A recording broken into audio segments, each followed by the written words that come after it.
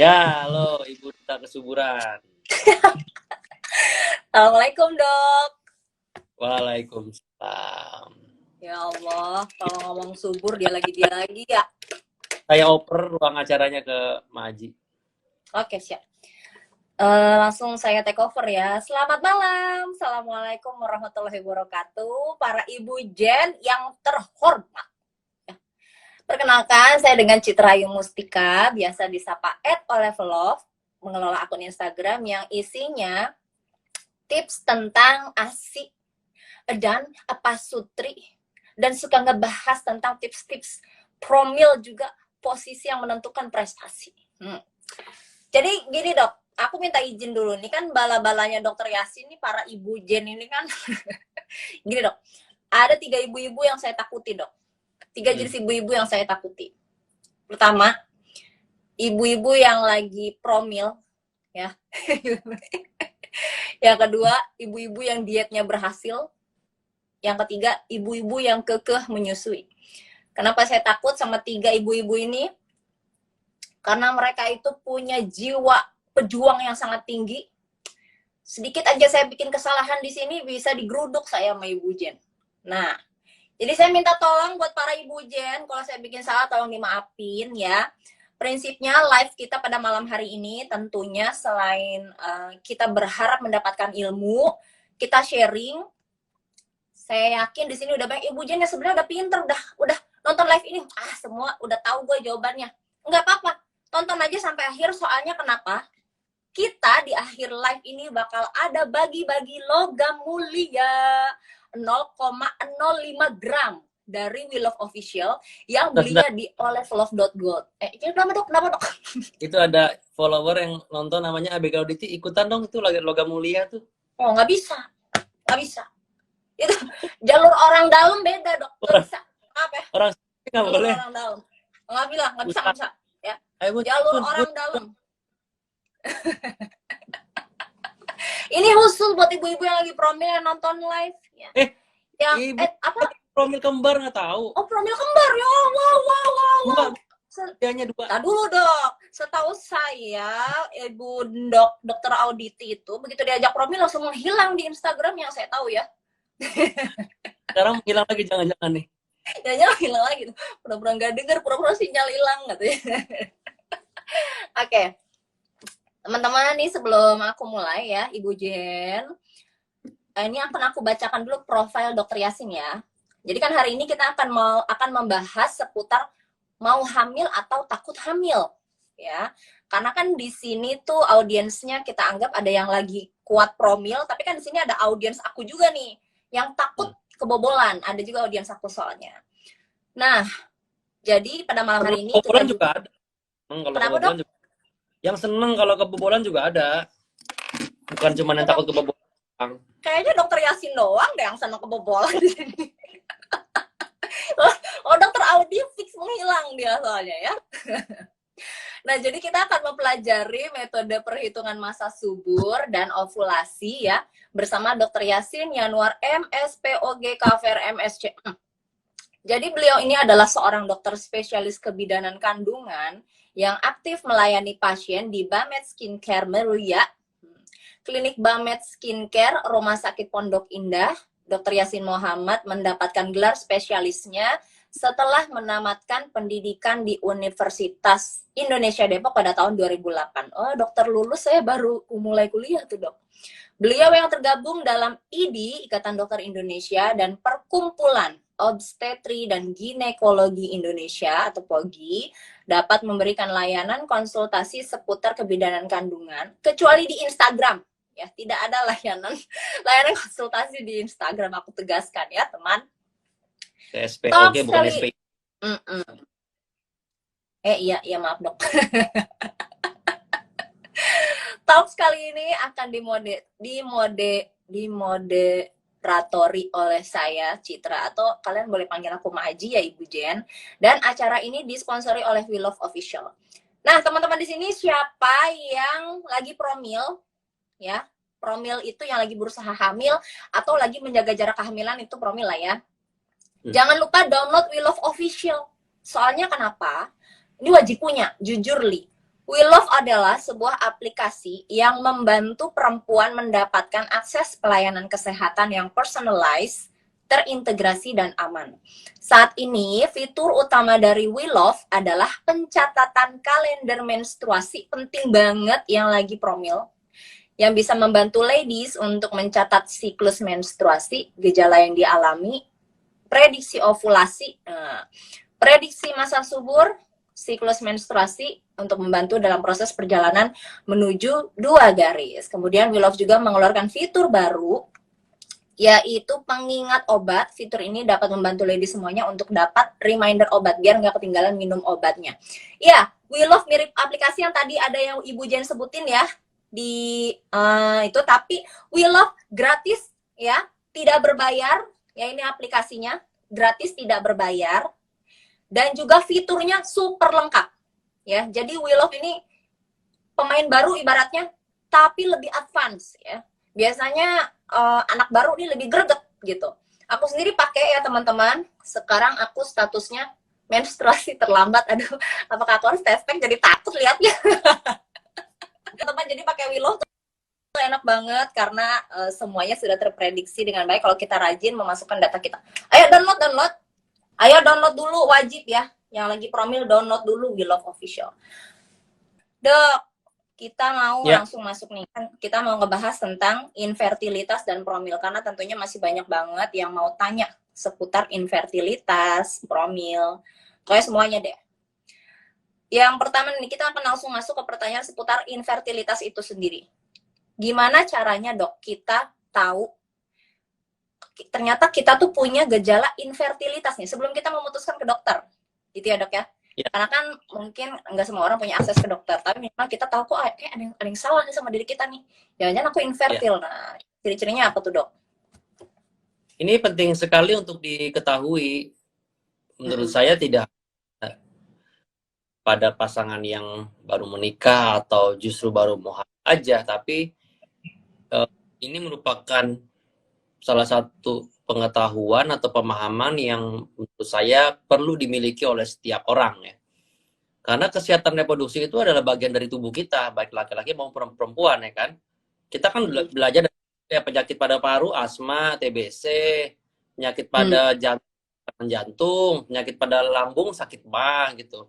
Sekarang kita mesti belajar juga penyakit atau kondisi pada organ reproduksi kita apa sih yang paling sering dialami atau yang paling banyak dialami atau yang lazim dialami gitu kan. Jadi itu pengetahuan mengenai serba-serbi gangguan kesuburan, fungsi reproduksi itu sangat penting sekali ya. Maka itu nih itu kita harus juga belajar dan baca ya, tidak membatasi diri terhadap berbagai informasi. Jadi infertilitas atau gangguan kesuburan itu merupakan ketidakmampuan suatu pasangan suami istri ya untuk mendapatkan kehamilan setelah pasangan suami istri ini berusaha mendapatkan kehamilan dengan cara satu, mereka berhubungan seksual secara teratur dan mereka tidak menggunakan atau tidak melakukan metode kontrasepsi apapun, itu kan. Jadi itu muncul lagi tuh Ibu Abigail itu. Jadi agak usah kompor. Ya. Lagi nonton buat seperti. Jadi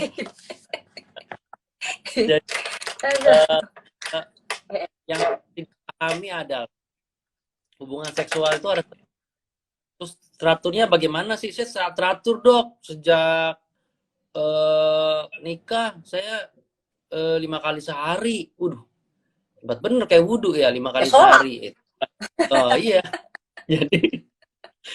Jadi 5 kali sehari juga teratur, tapi keteraturan yang diharapkan, yang direkomendasikan atau secara ilmiah telah terbukti hubungan seksual yang teratur itu meningkatkan peluang kehamilan. Itu adalah hubungan seksual yang teratur setiap 2-4 kali per minggu atau setiap 2 hari ya. Setiap 2 hari, misalnya Senin, Rabu, Jumat, Minggu gitu ya. Jadi kalau ada yang program hamil ke saya pasti udah pertanyaan yang saya pertanyakan pertama setelah saya sapa biasanya kapan terakhir hubungan gitu. Jadi ya benar hubungan seksual itu mesti dilakukan secara sadar gitu ya, secara sadar dan punya tujuan selain fungsi seksual ya buat suami istri, tapi juga punya manfaat ke reproduksi.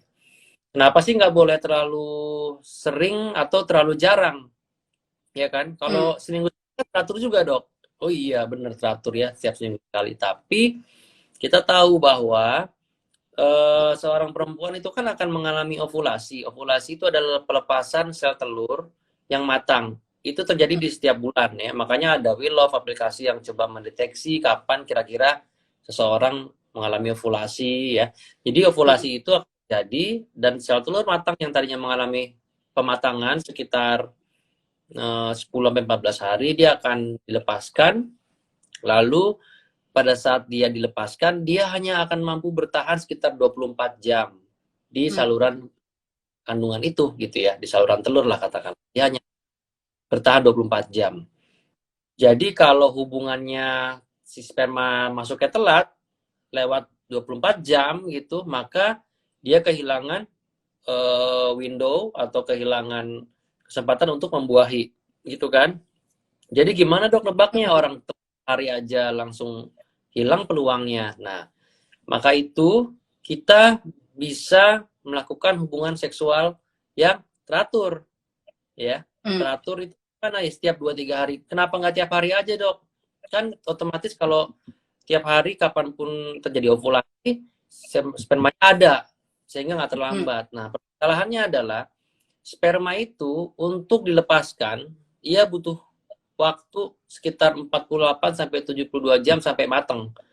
Matang tuh artinya spermanya jagoan gitu, bisa membuahi, benangnya sehat, bentuknya normal dan dia matang. Secara genetik juga matang. Dia butuh waktu 48 sampai 72 jam. Sperma yang dikeluarkan sebelum waktunya atau prematur gitu ya, belum waktunya dikeluarin ya, ya sperma setengah jadi aja gitu ya. Jadi nggak punya kemampuan pembuahan yang baik. Sehingga bayangkan kalau tiap 3 jam, ya 3 jam deh, tiap 6 jam, sehari 4 kali dok, biar cepat hamil. Ya sperma yang dikeluarkan pertama kali mungkin dia itu akan bagus ya, tapi keluarkan selanjutnya dia belum sempurna matangnya dikeluarin ya. Jadi mana bisa membuahi gitu kan. Nah, maka itu kita butuh kesempatan sperma untuk matang lagi sekitar 2 hari sampai 3 hari. Sehingga kita harapkan pada saat dikeluarkan, cairan maninya mengandung sperma yang memiliki kematangan yang baik. Itu satu. Yang kedua, kenapa harus setiap 2-3 hari? Ya karena 2-3 hari itu cukup. Sperma yang matang tadi, dia mampu sekitar 48 sampai 72 jam. Jadi si sperma ini mampu bertahan 48 sampai 72 jam. Beda ya kalau sel telur cuma bertahan 1 hari 24 jam, sperma bisa bertahan. Jadi dengan melakukan hubungan seksual secara teratur, sperma yang dilepaskan akan banyak mengandung sperma yang memang matang dan baik yang mampu bertahan selama 48 sampai 72 jam sembari menunggu sperma selanjutnya untuk dilepaskan kembali. Gitu. Jadi peluang kehamilannya tinggi gitu. Karena banyak orang juga yang berhubungan terlalu sering jadinya nggak optimal ya. Meskipun ada juga yang hamil. Nah, kita kan bicara mengenai peluang ya. Kita nggak bilang yang tidak berhubungan seksual teratur itu tidak bisa hamil. Yang kita sampaikan adalah bahwa peluangnya meningkat, peluangnya lebih baik. Jadi apabila sudah melakukan hubungan seksual secara teratur seperti ini ya selama setahun. Nah, ini juga penting setahun. Kenapa? Ya karena banyak pasangan yang juga nggak ideal hubungannya dari sisi waktu. Misalnya pasangan yang long distance ya hubungannya dia harus keluar kota, ketemunya hanya beberapa bulan sekali, beberapa minggu sekali. Kan nggak mungkin teratur banget ya seperti yang diharapkan. Kita tidak terburu-buru menyatakan pasangan tersebut gangguan kesuburan. Kita bisa anjurkan untuk optimalkan dulu hubungannya apabila masih memungkinkan. Itu satu. Yang kedua juga pada pasangan yang mungkin belum setahun mempraktekkan itu juga kita nggak buru-buru menyatakan bahwa kita mengalami gangguan kesuburan ya. Nah, dan juga yang satu lagi tidak menggunakan kontrasepsi, tidak menggunakan kontrasepsi apapun ya. Kalau misalnya nggak hamil-hamil dok, tapi minum pil KB gitu kan, suka ada yang nanya, minum pil KB dok, saya minum pil KB kata netizen sebelah minum pil KB nanti lama-lama hamil ya. Namanya kebobolan ya itu ya. Gimana sih logiknya? Kalau hamil-hamil menimbul KB ya, itu tidak memenuhi syarat. Itu satu. Satu lagi yang mesti jadi catatan adalah bahwa definisi infertilitas atau gangguan kesuburan itu adalah ketidakmampuan untuk hamil setelah hubungan seksual teratur ya, bukan setelah berusaha hubungan saja gitu. Nah, ini menjadi penting karena kita sulit untuk menerka secara detail kapan masa subur itu terjadi, apalagi pada perempuan yang mungkin siklus haidnya agak kurang teratur atau bahkan jarang ya. Bagi seorang perempuan yang haidnya jarang tentu agak sulit. Meskipun kita bisa sekarang menggunakan berbagai alat bantu ya, ada USG ke dokter, nanti dijadwalkan hubungan, lalu juga bisa menggunakan aplikasi pelacak siklus menstruasi, lalu juga bisa menggunakan alat bantu seperti tes ovulasi oleh ovulation kit, bisa mendeteksi masa subur gitu ya. Tapi prinsip itu tetap harus dipahami bahwa hubungannya setiap 2-4 kali seminggu lah kira-kira. Dok, jadi boleh nggak dok kalau 3 kali sehari ya boleh-boleh aja, nggak ada yang ngelarang gitu kan? Silakan aja. Tapi kan kalau untuk ya sebenarnya nggak dilarang sih, apalagi pengantin baru ya dok ya. Kenapa dok? Ya namanya orang doyan masa dilarang. Nah makanya kan, kalau mau program hamil kira-kira gitulah ilmunya. Nah ini sebetulnya teman-teman ya, Dokter Yasin juga udah sering share nih hal ini di Instagram story-nya ya, dan juga di live beliau. Cuma aku mau kembali mengingatkan nih, teman-teman mungkin sering kali di sini kalau berhubungan seks itu berhubungan aja tanpa rencana. Sementara kalau program hamil, tadi Dokter Yasin udah menjelaskan dengan tegas, berhubungan seks juga harus direncanakan, yaitu seminggu paling nggak 2 hari sekali ya dok ya, 2 hari sekali. Nah teman-teman, aku mau nunjukin ya, di aplikasi We Love itu yang menarik adalah kalau kita habis berhubungan seks sama suami kita, sama pasangan halal kita bisa absen loh ke aplikasi We Love kita ini. Ya, tujuannya apa absen? Tujuannya adalah supaya kita bisa memperkirakan kehamilan kita, apakah pada saat ini kita berhubungan seks, ini peluang kehamilannya tinggi atau enggak, gitu. Contoh ya nih teman-teman, ini adalah kalender aku di bulan Februari. Di sini tanggal 28 hari ini aku tuh udah dapet ada garis bawah dari We Love-nya nih, cuma nggak kelihatan ya di layar ya. Garis bawah tipis-tipis ini artinya adalah aku itu diprediksi harusnya hari ini mens. Tapi seminggu kemarin tuh aku udah merasakan PMS-nya. Setiap kali aku PMS aku absen ke sini ke We Love. Nah, kalau misalnya hari ini aku berhubungan seks nih teman-teman ya, kita bisa masuk ke fitur gejala, terus kita absen berhubungan seks nih, misalnya habis berhubungan seks sama suami, seks tanpa pelindung. Nah, kita langsung absen, terus kita langsung pencet simpan. Nah, otomatis terrecord di We Love kalau ya pada hari ini kita habis berhubungan seks. Terus nanti teman-teman ingat nih, 2 hari kemudian berhubungan seks lagi. Terus jangan lupa absen lagi. Terus dari aplikasi We Love juga teman-teman bisa diprediksi kapan masa subur kalian.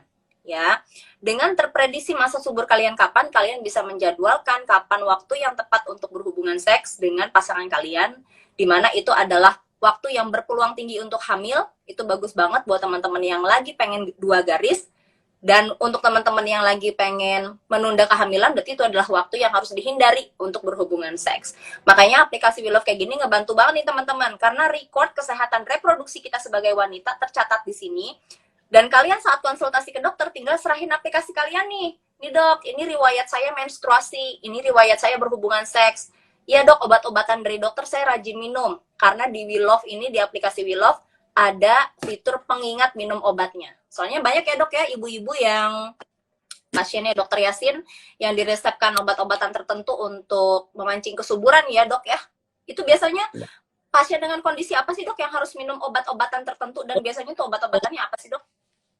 Mungkin lebih tepatnya bukan memancing ya, kalau keributan atau kerusuhan dipancing ya. Kalau kesuburan di mancing rezeki, maksudnya mancing rezeki anak ini dok.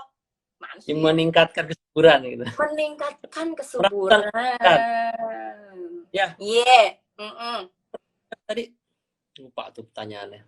Oh ya, biasanya pasien Dokter Yasin kan ibu-ibu yang promil biasanya kan suka ada yang diresepkan obat-obatan tuh dok. ya, obat-obatan untuk meningkatkan kesuburan. Biasanya kondisi-kondisi seperti apa sih dok yang diberikan obat-obatan peningkat kesuburan, dan biasanya itu jenis obat-obatannya apa aja yang untuk meningkatkan kesuburan gitu loh dok? Ya, jadi tentu saja dalam penanganan gangguan kesuburan tahap pertama kita harus mencari dulu sebab gangguan kesuburannya. Kita harus betul-betul melakukan pemeriksaan lengkap kepada ada yang teriak di komen, kepada laki-laki atau kepada perempuan, melakukan pemeriksaan lengkap gitu ya. Lalu mencari tahu apa faktor penyebabnya. Nah, memang paling banyak pada seorang perempuan faktor penyebabnya ada 2, yaitu gangguan pematangan telur atau gangguan ovulasi, ya, dan juga gangguan pada sumbatan saluran telur. Oke. Nah, memang pada kasus-kasus yang mengalami gangguan pematangan sel telur, obatnya di obat-obatan pemicu pematangan sel telur. Ya. Banyak orang sebut sebagai obat penyubur, obat mancing kesuburan, obat pembesar sel telur, gitulah kira-kira ya. Dan itu variasinya macam. Ada yang diminum, ada yang disuntik, gitu ya. Jadi bermacam-macam. Memang pemberiannya itu harus sesuai jadwal yang ditentukan oleh dokter, gitu ya. Tapi juga ada pada kasus-kasus gangguan kesuburan yang mungkin ia tidak spesifik mengalami gangguan ovulasi, mengalami kondisi, tapi pada prosesnya memerlukan obat-obatan untuk memicu ovulasi. Ya, tentu saja kita memberikan obat-obatan yang sifatnya merangsang pertumbuhan sel telur. Cara kerjanya macam-macam, dan juga banyak tergantung hasil pemeriksaan dokter, dan tergantung juga underlying-nya apa penyebab kondisi gangguan kesuburannya, dan itu memang perlu jadwal yang perlu dikonsumsi atau diberikan dengan jadwal yang tepat sehingga prosesnya menjadi sesuai dengan ekspektasi atau harapan kita untuk mendapatkan sel telur yang matang tadi.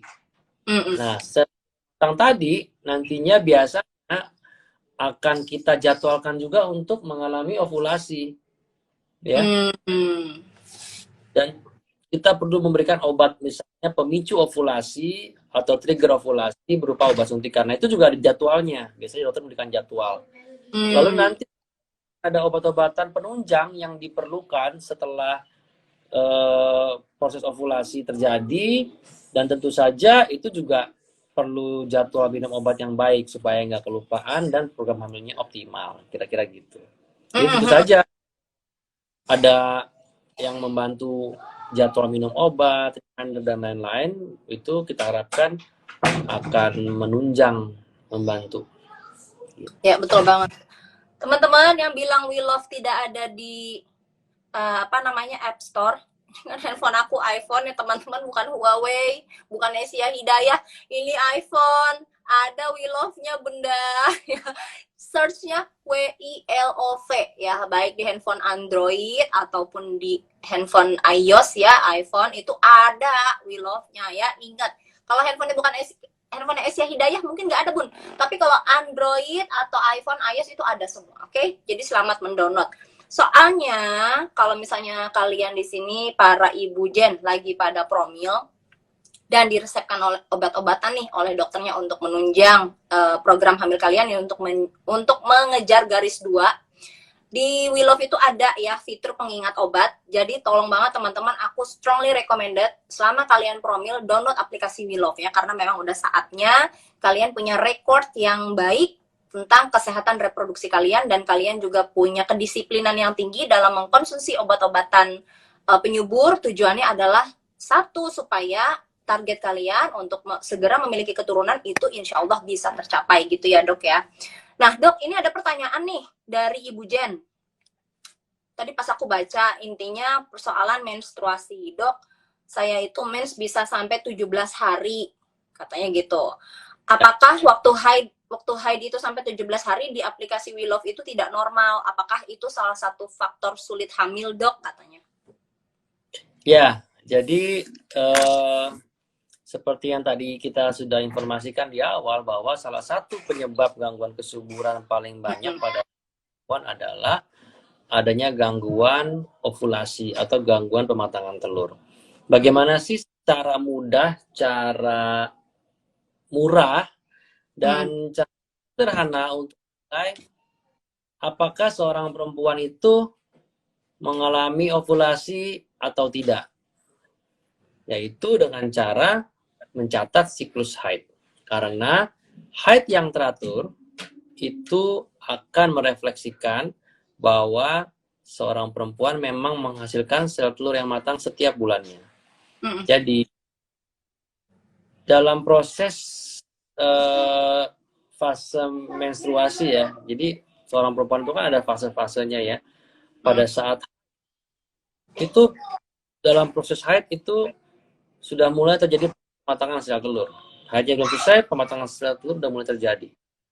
Ya. Lalu haid selesai, selanjutnya sudah ada biasanya sel telur yang mulai matang. Lalu nanti pada waktu dia akan mengalami ovulasi secara alami. Tepat 14 hari setelah terjadi ovulasi, maka seorang perempuan akan haid kalau tidak hamil. Itu udah fix tuh. Jarak dari ovulasi sampai haid berikutnya tuh 14 hari. Makanya kita bisa menentukan kalau seorang perempuan yang siklus haidnya teratur, kita bisa lihat kalau terlambat, paling besar kemungkinannya adalah karena hamil. Karena kalau dia ovulasi, melepaskan sel telur, kalau nggak hamil, nggak ada janin yang nempel, dia meluruh si bagian dinding rahimnya itu. Karena, saya perlu bekerja nih karena tidak ada embrio yang nempel ke saya, sehingga saya meluruhkan diri, jadinya haid.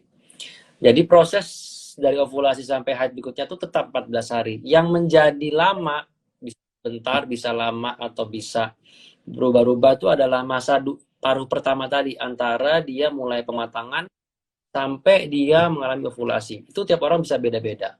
Kalau seseorang proses siklusnya 28 hari, artinya dia 14 hari pematangan, ovulasi 14 hari lagi dia setelah ovulasi. Kalau siklusnya 35 hari, berarti proses pematangan sel telurnya 21 hari, lalu sisanya adalah setelah ovulasi. Nah, teratur siklus haid adalah refleksi dari adanya ovulasi.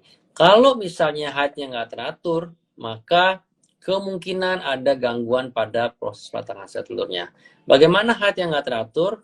Nah, haid yang nggak teratur, kita harus mengenali ada beberapa aspek yang perlu diamati pada siklus haid. Yang pertama adalah keteraturan siklusnya.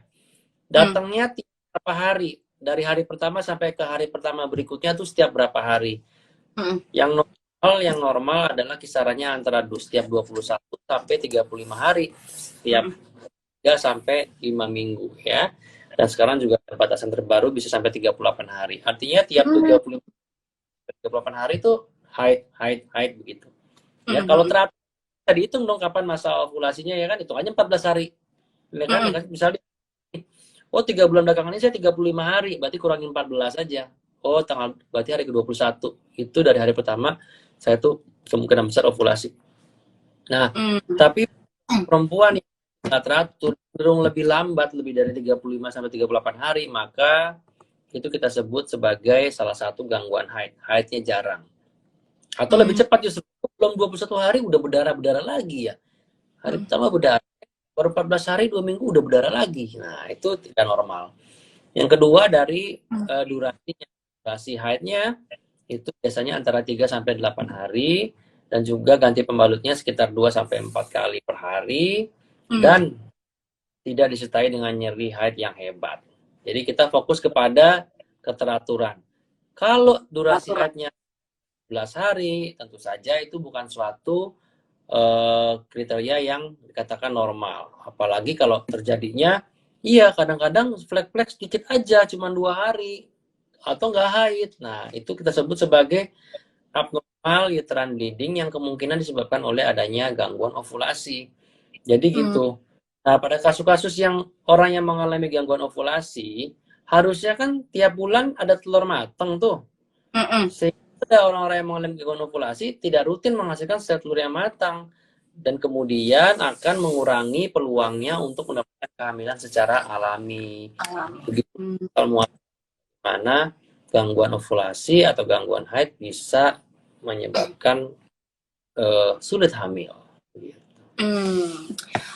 Gini, Ibu Jen, kalau kalian bingung sama hitung-hitungan masa subur, hitung-hitungan menstruasi, ya udah, tugas kalian cuma satu ya, biar kalian gak pusing lagi.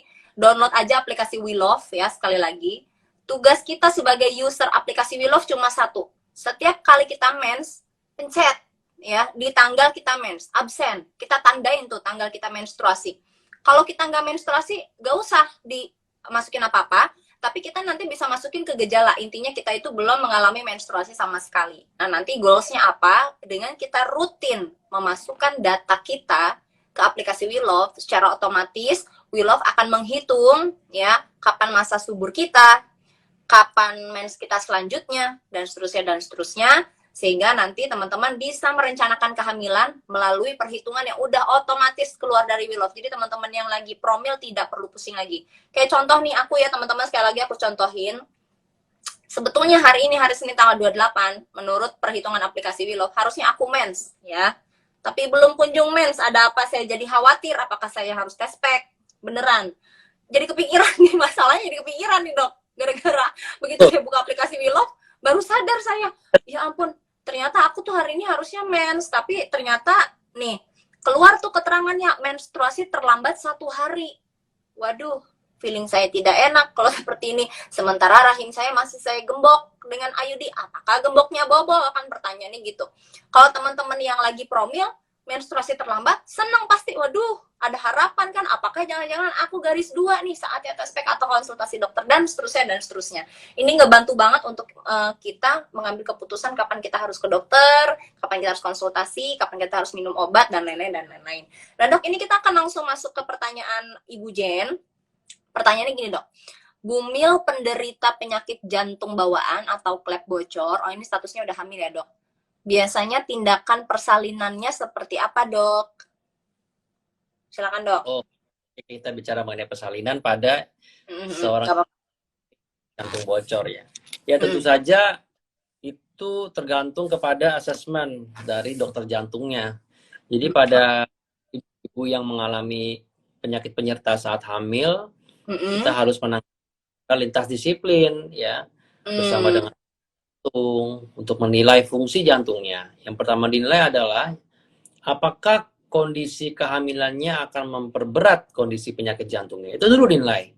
Ada beberapa kelainan jantung, ada beberapa kelainan tertentu, kelainan klep gitu ya. Kalau kehamilan mungkin dia nggak akan terlalu memberat, tapi ada kondisi yang kehamilan akan memperberat kondisinya karena pada saat hamil dia membutuhkan beban kerja jantung yang lebih tinggi. Itu mesti diases dulu secara komplit ya.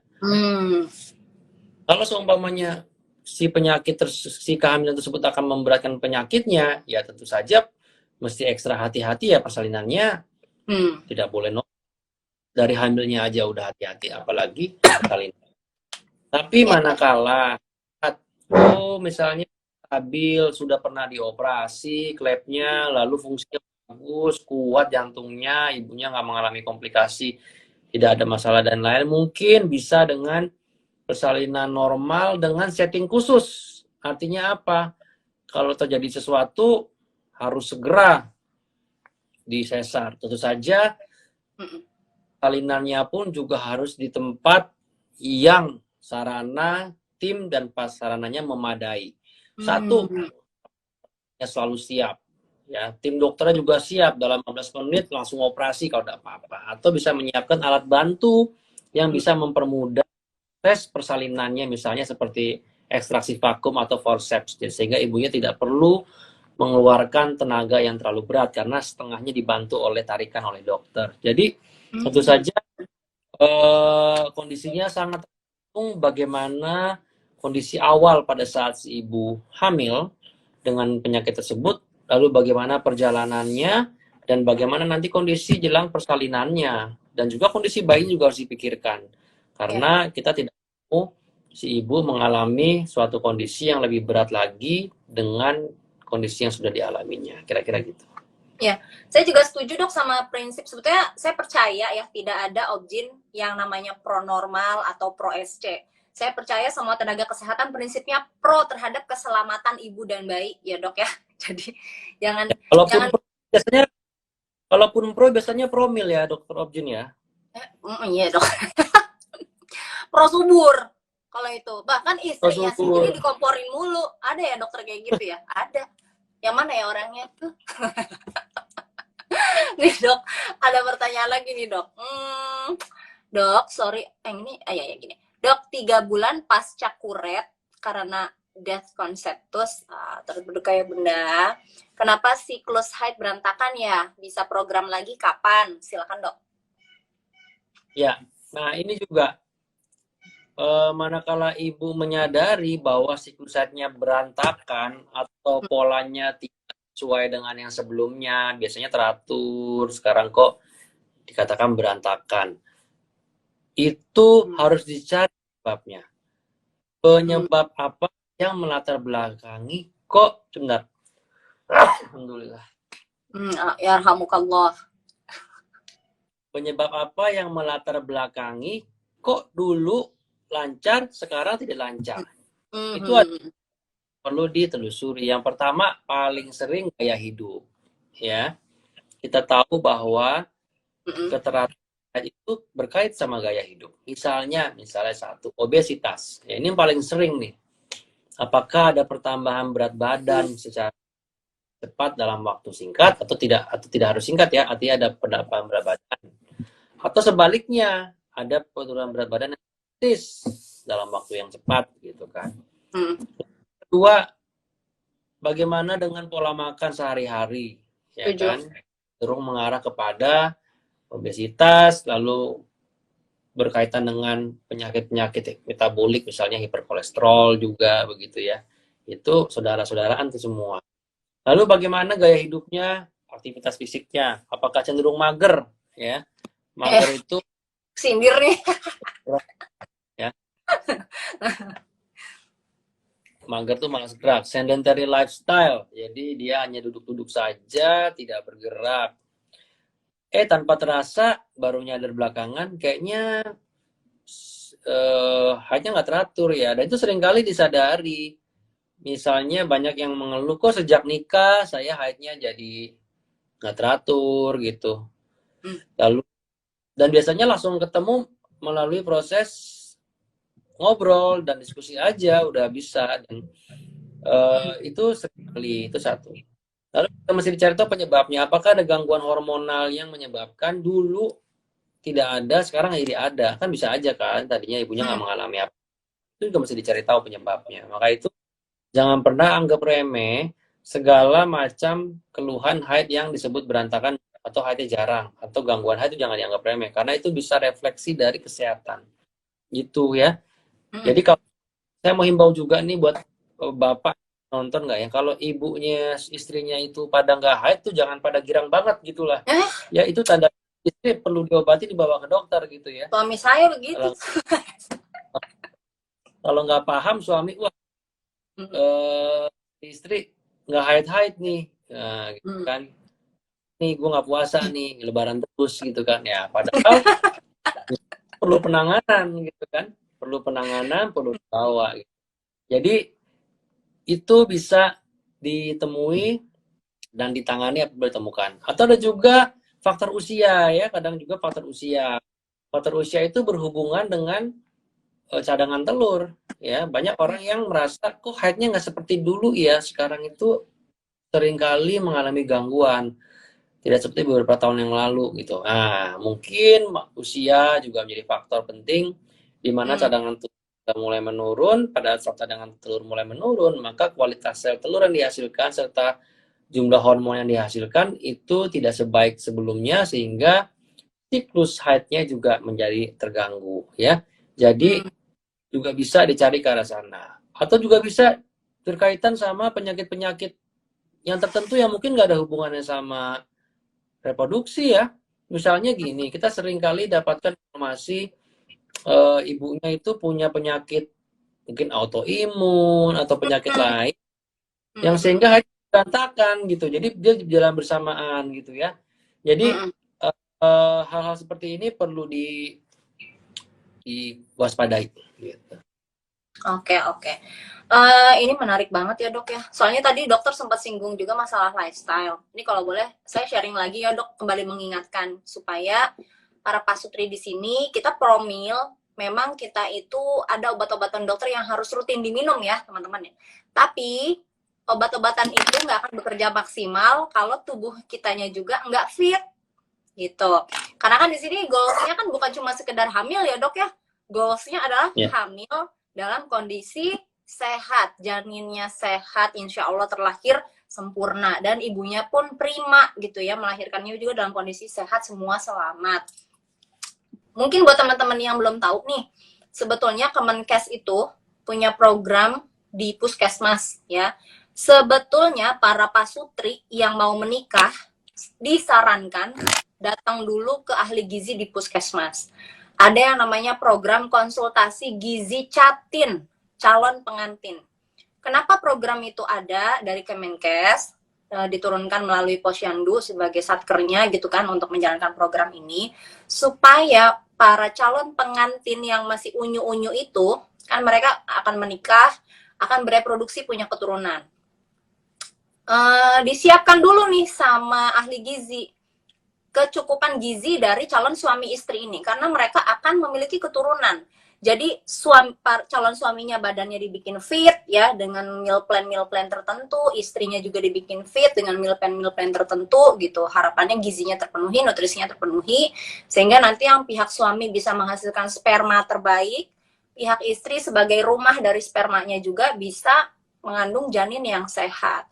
Nah, mungkin buat teman-teman kalau mau konsultasi masalah gizi, gizi lagi promil, aku saran ke puskesmas karena gratis ya. Teman-teman bisa datang aja ke ahli gizi, sampaikan kalau kalian sedang promil, minta dibantu arahan untuk diberikan meal plan khusus promil. Nah, jadi upayanya tuh holistik. Dari dokter dapat obat-obatan, secara lifestyle juga kalian dapat masukan yang optimal dari ahlinya. Kira-kira kayak gitu. Dan jangan lupa nih teman-teman yang lagi promil, download aplikasi apa? Ibu Jen, coba di kolom komen. Masih aja yang nanya, heran. Nama aplikasinya apa? WIWI LOLO V. We Love ya. Ini aplikasinya Bunda. Nah, tujuannya apa? Supaya kalian punya record kesehatan reproduksi kalian ya. Jadwal menstruasi, masa subur, kapan waktu yang direkomendasikan untuk berhubungan, bahkan pengingat obat ya juga ada di dalam aplikasi We Love ini, sudah lengkap dan aplikasi ini gratis. Gratis ya. Jadi langsung download aja setelah live ini ditonton. Nah, kita akan langsung masuk ke pertanyaan selanjutnya. Ini tadi ada yang bagus nih pertanyaannya. Sebentar, Dok. Dok, saya itu berhubungan rutin sering hamil, tapi setiap hamil saya keguguran terus, prematur terus, bulan keempat, bulan kelima, mundur lagi bulan keempat. Mungkin maksudnya pas hamil kan usia kandungan keempat gugur, kelima gugur, keempat gugur lagi, terus keenam gugur, sampai 4 kali dok. Ini pertanyaannya. Nah itu saya harus gimana ya dok? Sebetulnya ada apa dengan tubuh saya? Intinya gitu pertanyaannya. Ya, jadi ini yang disebut sebagai keguguran berulang ya. Pengeluaran konsepsi atau pengeluaran penghentian kehamilan atau terjadinya kehamilan di saat janin belum viable ya, katakanlah usia 20 minggu, 24 minggu gitu kan ya, di saat berat janin 500 gram biasanya, dan ternyata secara klasik batasan itu disebut sebagai peristiwa abortus ya. Nah, keguguran berulang ini harus dicari tahu penyebabnya. Sumbernya selalu dari dua. Entah itu ada kelainan pada janin yang terjadi berulang, atau ada suatu pada ibu yang mungkin tidak terdeteksi dengan pemeriksaan yang umum, atau tidak dengan pemeriksaan yang biasa-biasa saja.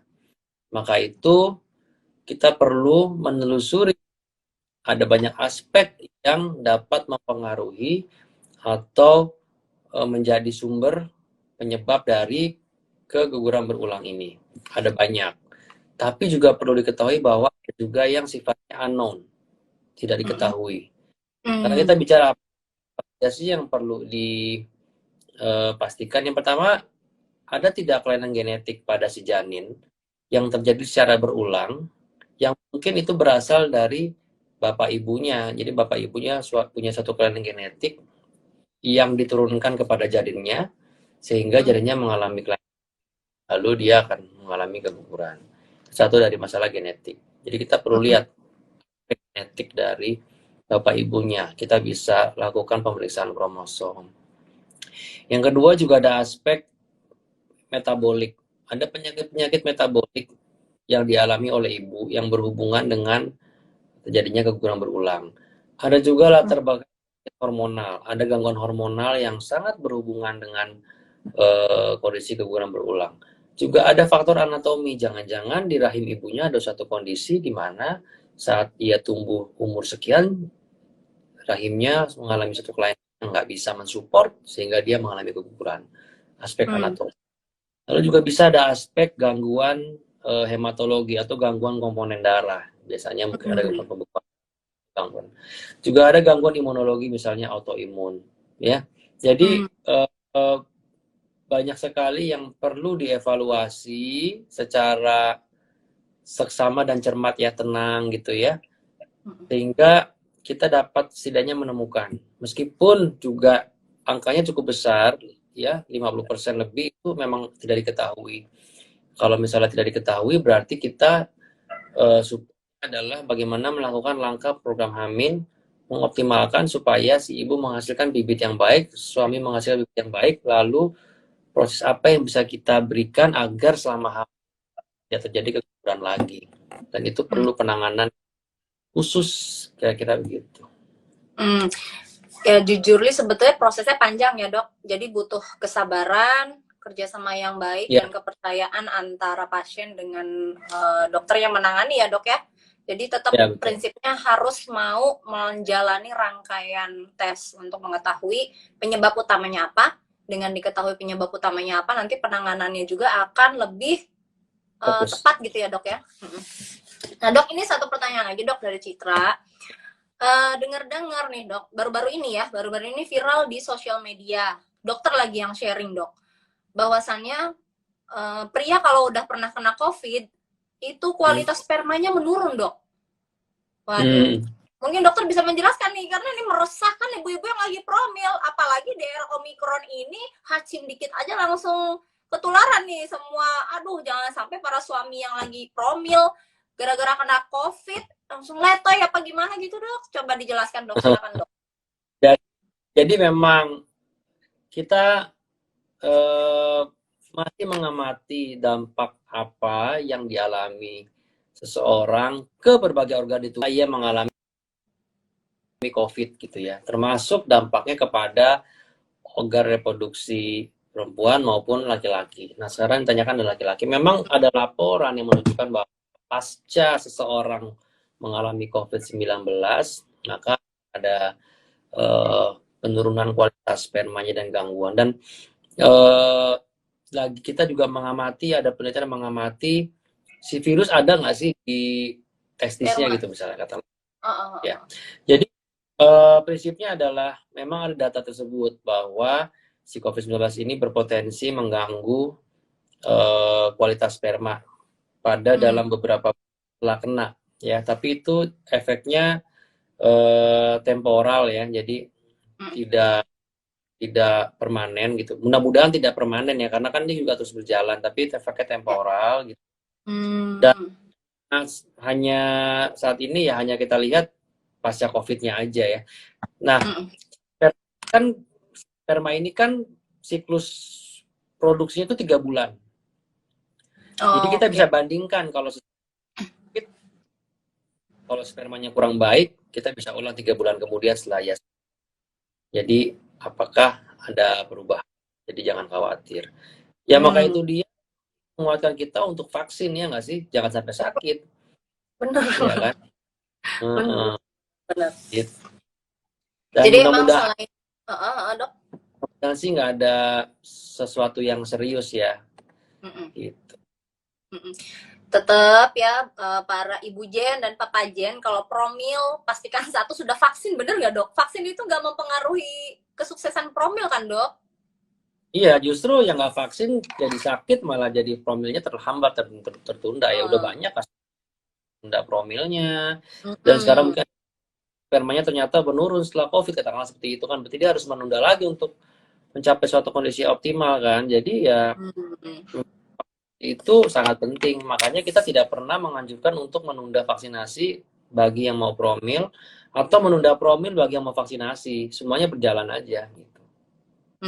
Setuju ya. Jadi selain prokes, jangan lupa vaksin ya Ibu Jen yang lagi promil supaya proses promil kalian itu berjalan sesuai harapan dan targetnya juga lebih cepat lah untuk tercapai garis 2-nya itu.